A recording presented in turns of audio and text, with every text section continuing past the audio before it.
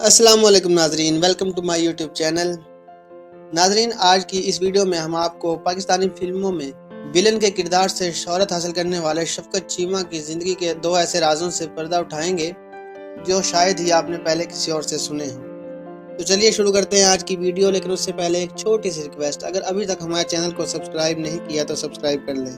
ناظرین، عام طور پر کسی بھی اداکار کو ملنے والی محبت اور نفرت کا انحصار ان کرداروں پر ہوتا ہے جو کہ وہ ادا کرتا ہے۔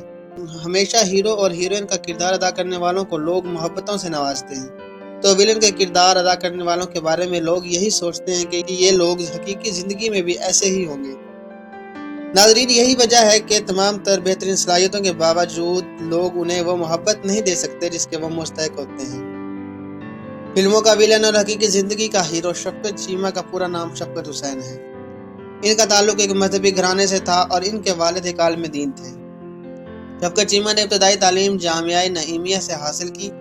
انہوں نے بچپن ہی سے قرآن حفظ کر لیا تھا اور اس کے ساتھ ساتھ وہ ایک بہت ہی خوش الحان قاری اور نعت خواں بھی ہیں۔ اسکرین پر نظر آنے والے ظالم اور خونخوار وحشی شفقت چیمہ کے مقابلے میں حقیقی زندگی میں وہ بہت ہی خوش اخلاق اور مشفق انسان ہیں، اور اس کے ساتھ ساتھ وہ ایک بہترین مدرس بھی ہیں اور باقاعدگی کے ساتھ لوگوں کو تبلیغ بھی کرتے ہیں۔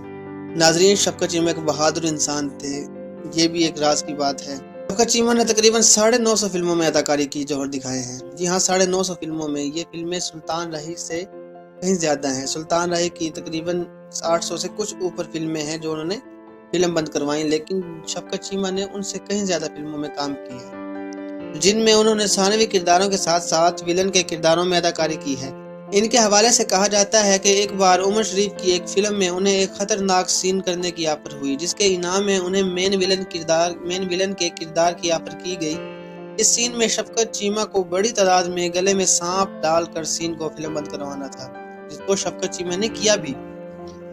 اس سین میں ایک موقع پر اپنے منہ میں ڈال کر سانپ کو کاٹنا تھا۔ شفقت چیمہ نے جب یہ سین فلم بند کروایا تو اس وجہ سے ان کے جسم میں سانپ کا زہر پھیل گیا اور اسی وجہ سے انہیں کافی دنوں تک اسپتال میں بھی رہنا پڑا۔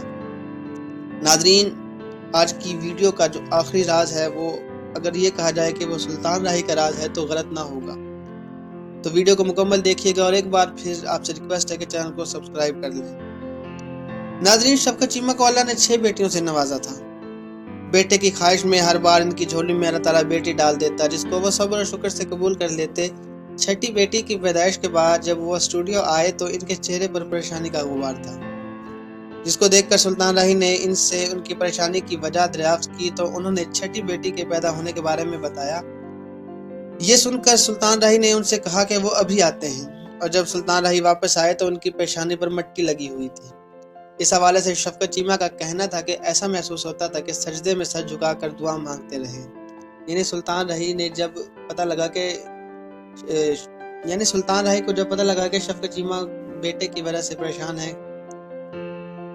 واپس آنے کے بعد سلطان راہی نے شفقت چیمہ سے کہا کہ انشاءاللہ تمہاری اگلی اولاد بیٹا ہی ہوگی، اور ایسا ہی ہوا۔ یہی وجہ ہے کہ شفقت چیمہ کا یہ ماننا ہے کہ ان کا بیٹا ان سے زیادہ ان کے محسن سلطان راہی سے مشابہت رکھتا ہے۔